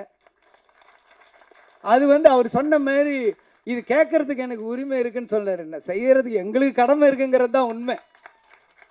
அதனால பத்திரிகை நண்பர்கள் ஒரு 2-3 படத்துக்கு அவர் படங்களில் நல்லதை மட்டும் எழுதுங்க. நம்ம அதுக்கப்புறம் நம்ம ஒரு கரெக்டாக பார்த்துக்கலாம். ஆனால் அந்த ஃபர்ஸ்ட் என்கரேஜ் பண்ண வேண்டியது உங்கள் கையில் தான் இருக்குது. இண்டஸ்ட்ரியில் இவ்வளோ பேர் என்ன மாதிரி எவ்வளோ பேர் வாழ்ந்துட்டு இருக்காங்க, எவ்வளோ பேர் எத்தனையோ வயிறுகள் இன்னமும் சாப்பிட்டுட்டு இருக்கிறதுக்கு அவர் காரணமாக இருந்திருக்காரு. அதனால் அவருக்கா இந்த படம் மிகப்பெரிய வெற்றியை நம்ம கொடுக்கணும். அது அடையும். ரொம்ப பிரமாதமாக இருக்கார். எனக்கு ஒரே ஒரு சந்தேகம் தான், எப்படி இவருக்கு கட் அவுட் வைப்பாங்கன்னு நான் ஆச்சரியப்படுறேன். ஏன்னா இவரே கட் அவுட் மாதிரி இருக்காரு. இவ்வளோ ஒரு கம்பீரமான ஒரு கதாநாயகன் தமிழ் சினிமா கிடச்சிருக்காரு. ரொம்ப சந்தோஷமாக இருக்குது. வளர்ந்து வாங்க. ரமணா 2 எடுப்போம். திருப்பியும் வந்து நம்ம கேப்டனை வந்து நம்ம காட்டுவோம். இந்த படம் ரொம்ப அற்புதமாக இருக்குது. யானை வச்சு பண்ணியிருக்காரு. யானையும் ஒரு சிங்கம் நடித்த மாதிரி தான் இருந்துச்சு எனக்கு பார்க்கும்போது. கள்ளழகர்லேயும் கேப்டன் அவர்கள் வந்து யானையோட நடித்தார். அப்போ ஒரு இன்டர்வியூக்குள்ள நான் படித்த ஞாபகம் இருக்குது. நான் வந்து யானை வந்து அப்படியே ஒரு குழந்தை மாதிரி பிஹேவ் பண்ணுது, நானே ஒரு யானை வாங்கலான்னு இருக்கேன் அப்படின்னு ஏதோ ஒரு இன்டர்வியூவில் அவர் சொன்னது மாதிரி நான் படித்த ஞாபகம் இருக்குது. அவ்வளோ ஒரு அற்புதமானவர். இன்னும் சொல்லப்போனால் ரொம்ப கடினமான உழைப்பாளி. சேலத்திலேருந்து ஒரு இதுலேயும் நான் பத்திரிகையில் படித்தேன். சேலத்திலேருந்து ஊட்டிக்கு பைக்லேயே ஷூட்டிங்க்கு போனார் அப்படின்லாம் நான் படிச்சிருக்கேன். அவ்வளோ கடுமையான உழைப்பாளி. உழவன் மகன் படத்தில் வந்து ஏவிஎம் ஸ்டுடியோவில் 2 ஃப்ளோரில் வந்து ஒரு ஃப்ளோரில் வந்து ஃபைட் எடுத்துகிட்டு இருக்காங்க. ரிலீஸ் ஃபிக்ஸ் பண்ணியாச்சு. ஒரு ஃப்ளோரில் வந்து ஃபைட் எடுத்துகிட்டு இருக்காங்க. இன்னொரு ஃப்ளோரில் வந்து சாங் எடுத்துகிட்டு இருக்காங்க. ஸோ இங்கே ஒரு யூனிட் இங்கே ஒரு யூனிட் இருக்குது. இங்கே ஃபைட் பண்ணுறாரு, அங்கே போய் சாங் நடிச்சிட்டு வர்றாரு. 2 பேர் மாற்றி ஒரு 4-5 டேஸ் கூட நடித்தவங்க ராதா இவங்க எல்லாமே மயங்கி விழுந்துட்டாங்களாம். அப்போவும் ஹார்ட் ஒர்க் பண்ண ஒரு அற்புதமான ஒரு ஸோ கேப்டன் வந்து எல்லாத்துலேயுமே ஒரு 100 மார்க் வாங்கினவர். உழைப்புலையும் சரி. நீங்கள் வந்து கேப்டனை வந்து வீட்டில் பார்த்துருப்பீங்க, நாங்கள் பக்கத்தில் செட்லேயே பார்த்துருக்கோம். அவர் அளவுக்கு நீங்களும் கடினமாக உழைக்கணும். அதே அளவுக்கு புகழ் கொடுக்கறதுக்கு தமிழ் மக்களும் ரெடியாக இருக்காங்க. எல்லாரும் அவருக்கு வாழ்த்துக்களை சொல்லணும். நீங்களும் இந்த படம் மிகப்பெரிய வெற்றி அடையணும். இந்த படத்தோட இயக்குனர், ஒளிப்பதிவாளர் எல்லாருமே நல்லா பண்ணியிருக்கீங்க. எல்லாருக்கும் என்னுடைய வாழ்த்துக்கள். எல்லோருக்கும் வணக்கம். இந்த நிகழ்ச்சிக்கு அன்பு கூப்பிட்டாப்புல, அண்ணன் நீங்கள் வரணும் அப்படின்னு. நான் ஆடியோ ரிலீஸ்லாம் வர்றதில்லப்பா, ரொம்ப வருஷமாக என்னோடய ஆடியோ ரிலீஸ் தான் வருது, ஒரு 12 வருஷமாச்சு, எதுக்கும் போனதில்லை, ஃபங்க்ஷன் போகிறதில்ல அப்படின்னு சொன்னேன். இல்லை நீங்கள் வரணுன்னாரு. தம்பி நான் ஊருக்கு போகிறேன், துபாய் போயிடுவோங்கிட்டான்ட்டு துபாய் போகிறேன் அப்படின்ட்டேன். அதுக்கப்புறம் வச்சிட்டாரு. அவருக்கு தெரியும் எங்கே அடித்தா எங்கே வலிக்குன்னு தெரிஞ்சிருக்கு போக. அடுத்து ஃபோன் தம்பிகிட்ட இருந்து வந்துச்சு. செம்ம வண்டி அடித்தாப்புல. அடித்தோன்னு தம்பி சார் வர்றேன், நாளைக்கு தானே சொல்லிட்டாப்புல, நாளைக்கு காலையில் நான் வருவேன். நான் வராமையா, கண்டிப்பாக வந்து உன்னை வாழ்த்தா வருவேன் அப்படின்னு சொன்னேன். ஸோ அப்படி தான் வந்திருக்கேன். அவர் என்ன விஜயகாந்த் சார் இருந்தால் உரிமையாக கேட்பார் வாங்கன்னு. அவரை கேட்க விடக்கூடாதுன்னு நான் நினச்சேன். அதனால தான் அவரை வாங்கன்னு கூட கேட்க விடல அந்த டைம். ஏன்னா அதுதான் நாங்கள் வந்து விஜயகாந்த் சாருக்கு செய்கிற ஒரு இது. ஏன்னா அவர் எங்கள் மண்ணின் மைந்தர், எல்லாருக்கும் இப்போ மண்ணின் மைந்தர். எங்கள் ஊர் மதுரை, ரைஸ் மில்லு, இதெல்லாம் எனக்கு நினைவுடுது. அவரை வச்சு படம் எடுக்கணும்லாம் நாங்கள் நினச்சோம். கதையெல்லாம் சொல்ல போனப்போ அப்போ அது நடைபெறலை. ஆனால் அவர் பையனை வச்சு எடுக்கணும்னு எனக்கு ஒன்று வந்தது. அது ரொம்ப சந்தோஷமாக இருந்தது. குற்றப்பரம்பரை அதை வந்து ஹாட் ஸ்டாருக்கு நான் எடுக்கணும்னு போகும்போது அந்த கேரக்டர் ஒரு கேரக்டர் இருந்துச்சு. வையத்துறைன்ற ஒரு கேரக்டருக்கு வந்து கருப்பான ஒருத்தர் வேணுமே. இங்கே என்னடா கருப்பான நம்ம ஊரில் என்னடா நம்ம தான் கருப்படிச்சுட்டு எல்லா படத்துலையும் நடிச்சிட்ருக்கோம், ஒரு ஆள் வேணுமே அப்படின்னு யோசிச்சுட்டே இருக்கும்போது தான் நான் வந்து அதுக்கு முன்னாடி மதுரை வீரன் பார்த்துருந்தேன். அப்போ கொஞ்சம் குண்டா இதாக இருந்தார். நான் ஒரு இன்ஸ்டாவில் பார்க்கும்போது ஒல்லியா ஹைட்டாக யார் இது அப்படின்னு சொல்லி திருப்பி பார்த்தேன். அவர் டாகை வச்சுட்டு அப்படி நிற்பார். அது கண்ணாடி போட்டு நிற்கும்போது அவ்வளோ அவருடைய என்ன உழைப்புனா உடலை அவ்வளோ அழகாக நல்லா உழைச்சி ஹைட்டாகவும் அதை வந்து அதுக்காக பண்ணார்ல. நான் கேட்டவனே, தம்பி எப்படி தம்பி பண்ணீங்கன்னு. சார் நான் போய் இத்தனை மாதம் நான் ஹார்ட் ஒர்க் பண்ணி என் உடம்பை குறைச்சேன் அப்படின்னாரு. பார்த்தீங்களா, அது எனக்கு ரொம்ப பிடிச்சிருந்த அவரோட ஹார்ட் ஒர்க். உடனே எனக்கு தோணுச்சு இந்த கேரக்டருக்கு இவரை தவிர வேறு யாருமே பண்ண முடியாதுன்ட்டு நான் வந்து டெஸ்ட் ஷூட் எடுக்கணுன்ட்டு கூப்பிட்டேன். இது ஹாட் ஸ்டார் கூட பண்ணலை. யாருக்கும்னா நம்ம எடுத்து பார்த்துக்குவோம் அவர் எப்படி கரெக்டாக இருப்பாரான்னு சொல்லிட்டு நான் வந்து வாங்க தனியாக நம்ம 2 பேரும் தான், வேறு யாரும் கிடையாது, போட்டு ஒரு ஃபோட்டோ எடுத்து பார்ப்போன்னு நான் வந்து எடுத்து பார்த்தேன். அவங்க சொன்ன மாதிரி அந்த கண்ணை தான் ஃபஸ்ட்டு எடுத்தேன். கண்ணை பார்த்தோன்னே விஜயகாந்த் சார் தான் எனக்கு ஞாபகம் வந்தார். கண்டிப்பாக அந்த கண்ணில் அப்படியே இருந்து அந்த கண்ணை தான் நான் போஸ்டராகவே வச்சு அவங்களுக்கு காமிச்சேன், மேடத்திட்டையும் காமிச்சேன். அப்புறம் மேடத்திட்ட சொன்னேன், இவர் தான் வேணும் எனக்கு வந்து 60 நாள், என்ன இவ்வளோ நாள் டேட் கேட்குறீங்க அப்படின்னு, நீங்கள் கொடுங்க மேடம் அப்படின்னு. அவரை மூத்தவரை வேணால் அரசியலுக்கு வச்சுக்கோங்க, இவர் எங்களுக்கு சினிமாவுக்கு கொடுங்கன்னு கேட்டேன். அவங்க எந்த இதுவும் இல்லை, அவ்வளோ பணிவாக 2 பேரும். அவங்க வீட்டுக்கு போனாலும் என்ன சொல்கிறாங்க, அவங்க வந்து அவ்வளோ பணிவாக 2 பேரும் அவ்வளோ இதாக இருந்தாங்க. அவங்கள பார்த்து அடுத்த ஜென்ரேஷன் கற்றுக்கணும், அந்த எப்படி ரெஸ்பெக்டாக எப்படி இருக்காங்கன்றது கற்றுக்கணும். அப்புறம் மேடம் வந்து ஓகேன்னு சொன்ன பிறகு நாங்கள் வந்து அந்த படத்துக்கு இது பண்ணோம். ஒரு டெஸ்ட் ஷூட் எடுத்தோம். அவரை வச்சு இவங்களாம் நான் தான் 4 நாள் ஃபஸ்ட்டு நான் தான் படுத்தேன். அன்பு நான் தான் எடுத்தேன். 4 நாள் வச்சு நாங்கள் எடுத்தோம். அவர் கஷ்டப்படுத்தணும், அது வேறு விஷயம். அது ஒரு ட்ரெய்லர் ஷூட்டு, ஒரு ட்ரெய்லர் ஷாட்டு ஆந்திராவில் எடுத்தோம். தலக்கோணத்தில் அந்த ரிவரில் ஓடி வரணும். அது ரொம்ப கஷ்டமானது. செருப்பு போடக்கூடாது, அதில் ஓடி வரணும், குதிரை விரட்டிட்டு வரணும், குதிரையோடு ஓடி வரணும். குதிரையும் அவரும் வரும்போது 2 பேரும் ஒரே மாதிரி இருந்தாங்க. ஷாட் வைக்கும்போது அந்த குதிரை வேகத்துக்கு வந்தது எனக்கு இன்னும் அது வரலேன்னு வருத்தப்படுறேன். இந்த ட்ரெய்லரை கொண்டு வர முடியலேன்னு வருத்தமாக இருந்தது. அதுக்கப்புறம் தான் அந்த முடி ஹேர் ஸ்டைல் வெட்டி அவர் வெளியிலலாம் போனோடனே ஃபங்க்ஷன்லாம் போனோடனே அன்பு பார்த்துட்டாப்புல, இது நல்லா இருக்காரே, இவரை நம்ம இது பண்ணணுமே சார். அடுத்து நான் விதை போட்டு வச்சுருக்கேன்டா, ஏன்டா என்கிட்ட கேட்குற, நான் அவரை விட மாட்டேன் அப்படின்னு. நான் தரவே மாட்டேன், நான் எவ்வளோ இது வச்சுருக்கேன் அந்த படத்துக்கு, அந்த கேரக்டருக்கு நான் முடி வச்சுருக்கேன். இல்லை சார் முடியை நாங்கள் குறைச்சிக்கிறோம் சார். முடியாதுன்னு சொன்னேன். சரி, நான் அங்கிட்டு பார்த்தா இவர் வர்றாரு, சார் முடி நல்லா இருக்குது சார். அது நான் எடுத்து வச்சுருக்கேன்ப்பா. என்னப்பா நான் பண்ணி வச்சாரன் நீங்கள் கேட்குறேன்னாரு. ஆனால் அது பண்ண முடியல. ஆனால் சந்தோஷமாக இருந்தது. சரி அன்பு, நீ 10 நாள் எடுத்துக்கோ அப்படின்னு சொல்லி நாங்கள் டேட்டு இது பண்ணிக்கிட்டு இருந்தோம். ஒரு விஷயந்தான் சொல்லணும், அவர் படம் ரிலீஸ் ஆகலை, ஆனால் இத்தனை பேர் இருக்கோம் பார்த்தீங்களா, இதுதான் உங்களோட வெற்றி. படம் வர்றதுக்கு முன்னாடி ஒரு வெற்றி வந்து எந்த நடிகருக்கு பண்ணுறாங்க, ஒரு படம் வந்து அடுத்த படம் தான் வரும். இத்தனை பேர் உங்களை அடுத்து வச்சு படம் பண்ணுறாங்களே, இதுதான் உங்களோட வெற்றியாக பார்க்குறேன். ரொம்ப டெடிக்கேட்டிவானது. அதனால் நாங்களாம் பார்த்துருக்கோம், சும்மா யாரும் சொல்லலை. உண்மையிலே அந்த டெடிக்கேஷன் அவருக்கு அவ்வளோ இருந்தது. ஏன்னா விஜயகாந்த் சாரை பார்த்தா எங்களுக்கெல்லாம் இன்ஸ்பிரேஷன்.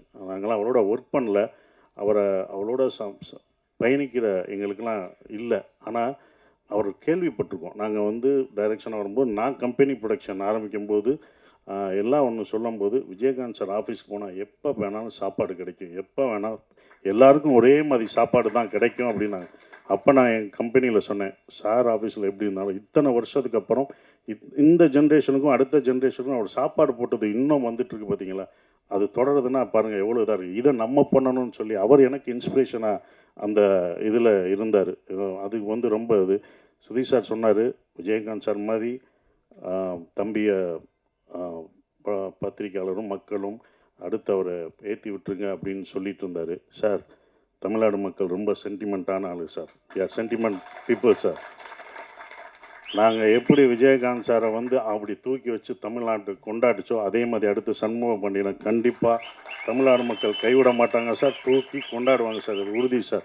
பெரிய இடத்துக்கு போவார். ஏன்னா இந்த மாதிரி ஒரு ஹைட்டில் இந்த மாதிரி ஒரு கருப்பான ஒரு ஹீரோ கிடையாது சார். நாங்கள் கருப்பாக இல்லை சார், அந்த மாதிரி கிடையாது. அவர் வந்தது எங்களுக்கு வந்து ரொம்ப சந்தோஷம் சார். அதுதான் எடுத்துகிட்ருக்கோம்.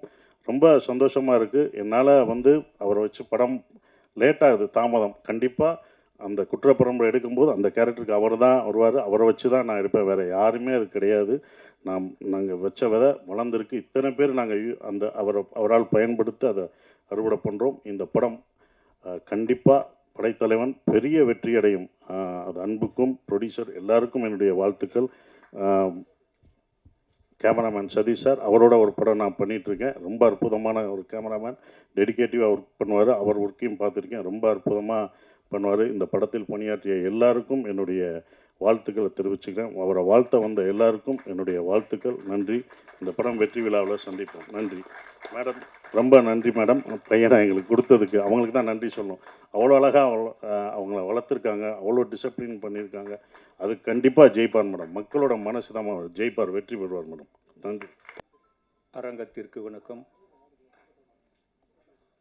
மேடைக்கு வணக்கம். ஏன்னா முதல் வணக்கம் எதுக்கு உங்களுக்கு சொன்னேன்னா, நீங்கள் மனசு வச்சது தான் படம் ஓடும். இப்போ இவங்கெல்லாம் பேசிட்டு போயிடுவாங்க, பட் நீங்கள் தான் போய் அந்த எந்திரத்தை முடுக்கி விடணும். படைத்தலைவன் இந்த டைட்டில் எப்படி உதயமாச்சு என்னன்னு தெரியல. ரொம்ப பேரை ஏங்க வைக்கிற ஒரு டைட்டில். இப்படி பார்த்தாலும் சரி, இப்படி பார்த்தாலும் சரி, இப்படி பார்த்தாலும் சரி, இப்படி பார்த்தாலும் சரி, இப்படி பார்த்தாலும் சரி, கேப்டனுடைய ரசிகர்களாக இல்லாதவங்க யாருமே இங்கே இல்லை. நானும் அவரோட ஒரு படம் பண்ணியிருக்கேன், இயக்கியிருக்கேன். இங்கே பல விஷயங்கள், புது விஷயங்கள் இருக்குது என்கிட்ட சொல்கிறதுக்கு.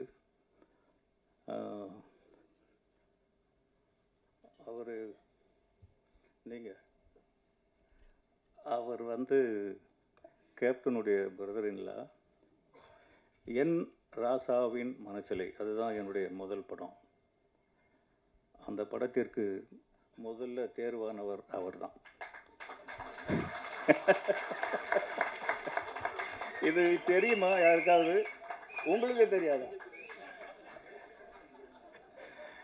ஆனா நடிக்கல, அவர் தான் முதல்ல வந்தார். அது ஏதோ நின்று போச்சு. இன்னொரு புதுமை என்னன்னா, என்னை ஒரு நடிகனாக நான் நடிச்சிருக்கேனா இல்லையா நிஜமாவே எனக்கு தெரியாது. அவர் இயக்குனர் என்ன சொன்னாரோ அதை நான் பண்ணேன். ரொம்ப தேவைக்கு அதிகமாக ஒரு வயசானவனா என்னை மதித்து மரியாதை கொடுத்தாங்க. அது கொஞ்சம் அதிகம். இன்னும் கொஞ்சம் நானும் கொஞ்சம் இளைஞனாக வேஷம் போட்டுக்கணும்னு ஆசைப்படுறேன். பட் அவங்களாம் வந்தோடனே எழுந்து நின்று பண்ணாங்க. இது வந்து இன்னும் இது என்ன செய்யும், நான் என்ன பண்ணுவேன் அப்படிங்கிறது எனக்கு தெரியல. இந்த படத்தில் முக்கியமாக குறிப்பிட வேண்டிய ஒன்று, ஒரு இடத்துல உட்காந்தோ இல்லை எதையாவது பிடிச்சிட்டு சாஞ்சி நின்னோ ஒரு நிமிடம் கூட நான் பார்த்ததே இல்லை, ஒரு வினாடி கூட. அது ஒளிப்பதிவாளர் சுரேஷ். அவருக்கு தான் இருக்க அத்தனை பேருடைய இயக்கத்தையும் மொத்தமாக இயங்கினவர் அவர். அவர் இல்லைன்னா உண்மையிலே இந்த படம் இவ்வளவு அழகாக வந்திருக்குமான்னு சொல்ல முடியாது. உண்மையிலே நான் பிரமிச்சு போயிட்டேன் பிரதர். நீங்கள் சொல்லும் போதெல்லாம் நம்பலை. அவர் அப்பப்போ சொல்லுவார். பட் இப்போ பார்க்கும்போது தெரியுது எவ்வளவு பெரிய உழைப்பு அவர் உழைச்சிருக்காரு. அந்த கேமரா விட்டு அவர் கை எடுத்ததே கிடையாது. இந்த மாதிரி ஒர்க் பண்ணார். தம்பி நம்ம ஹீரோ படைத்தலைவன்,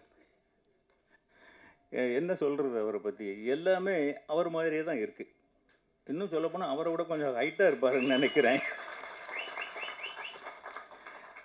முதல்ல போகும்போது ஒரு யானையோட நடிச்சிட்டு இருந்தோம். அவர் பூந்து விளையாடுறாரு. போன உடனே சின்ன பிள்ளை இல்லையா, டக்குன்னு போய் வீரம் விளைஞ்ச மண்ணுக்கு பிறந்தது அது. அவர் டக்குன்னு பூந்து விளையாடுறாரு, யானைக்கு முத்தம் வைக்கிறாரு, தட்டி கொடுக்குறாரு. இதுக்கெல்லாம் லஞ்சம் கொடுத்துருக்காருன்னு அப்புறம் தான் தெரியுது. நமக்கு கிட்ட போறதுனால உள்ள போறோம், வெட்ட எடுத்து என்ன யானை என்னங்க அது பூனைக்குட்டியா தூக்கி வச்சு கொஞ்சம் இருக்கு. ஆனா அவரு பாஞ்சு இப்ப கட்டி பிடிக்கிறாரு, முத்தம் வைக்கிறாரு, அது கூட உட்காந்துக்கிறாரு. இப்படி போயிட்டு இருந்தா திடீர்னு ஃபைட்டுங்கிறாங்க. போய் பார்த்தாக்க 5 யானை நிற்குது. இப்போ ஒரு ஃபைட்டில் நீங்கள் ஒரு ஷார்ட் பார்த்துருப்பீங்க, அந்த நான் காலுக்குள்ளே இருந்து இப்படி சர்வன்னு வெளியில் வருது. எதை பற்றியுமே அவர் பயப்படவே இல்லை. அது வந்து ஒரு மான்குட்டிகளோட விளையாடின மாதிரி அவர் விளையாடினார். இதுக்கெல்லாம் ப்ராக்டிஸ் பத்தாது. பேசிக்கலி நமக்குள்ள ஒரு ஃபவுண்டேஷன் இருக்கணும். அது கேப்டன் போட்ட விதைங்கிறதுனால தான் அது இருக்கு. இல்லாட்டி இதுக்கு வேற எந்த விதமான ஆதாரம் இருக்கவே முடியாது. யாருங்க போய் யானையோட அந்த அளவுக்கு ஃபைட் பண்ணுவாங்க? புரட்சி தலைவர் எம்ஜிஆர் நல்ல நேரத்தில் நடித்தார் யானைகளோட. இப்போ இவர் யானைகளோட நடிச்சிருக்காரு. ரிசல்ட் என்னன்னு நீங்களே பார்த்துக்கோங்க. யானையும் கிட்டத்தட்ட ஒரு பூனைக்குட்டி மாதிரி அந்த அளவுக்கு ப்ராக்டிஸ்டு எலிஃபண்ட் வச்சுருந்தாங்க. ரொம்ப நாள் அதுவும் பண்ணுச்சு. நான் நடித்தது கொஞ்ச நாள் தான், இருந்தாலும் கூட எவ்வளவு சிரமப்படணுமோ அவ்வளவும் பட்டாங்க, எவ்வளவு கஷ்டப்படணுமோ அவ்வளவும் பட்டாங்க. திடீர்னு ஷாட் வச்சா மழை வந்துடும், 2-3 நாளைக்கு ஷாட்டே இருக்காது.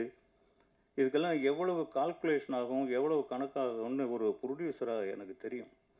இதையெல்லாம் தாண்டி இன்னைக்கு இந்த அளவுக்கு இந்த படம் வந்து நின்று இருக்குன்னா அது அந்த தயாரிப்பாளர், டைரக்டர் அன்பு, இவங்களுடைய அசகாய சூரத்தனமான ஒரு சாதனைன்னு தான் சொல்லணும். இல்லாட்டி இந்த அளவுக்கு கொண்டு வர முடியாது. அது இந்த பாலக்காடுங்கிற ஊர், அது நம்ம பூலோக சொர்க்கம் மாதிரி ஒரு ஊருங்க. அதுக்குள்ளே தான் ஃபுல் ஷூட்டிங். ஒரு டேமுக்குள்ளே தண்ணி குறைஞ்சிருந்தது, அதுக்குள்ளே போய் எவ்வளவோ பெர்மிஷன், அந்த இது ஏகப்பட்ட சிக்கல். இப்போ கூட இன்னும் முழுசாக தீர்ந்து இருக்காது, இன்னும் கொஞ்சம் இருக்கும். படம் எடுக்கிறவங்களுக்கு மொத்த சிக்கலும் கடைசியில் தானே வரும், அது இருக்கும். இதையும் தாண்டி நீங்கள் ஜெயிப்பீங்க. எல்லோருக்கும் வணக்கம்.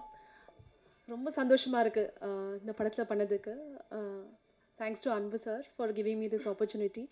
And Premalatha ma'am and Prabhana, ரொம்ப தேங்க்ஸ் ஃபார் சப்போர்ட்டிங் அஸ். இந்த படத்தில் it's a blessed movie.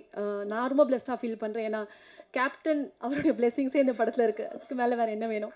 So ரொம்ப சந்தோஷமாக இருக்குது. அண்ட் அவரை மீட் பண்ணுறதுக்கான ஆப்பர்ச்சுனிட்டியும் எனக்கு கிடச்சிது கிளிம்ஸ் ரிலீஸ் பண்ணுறப்ப.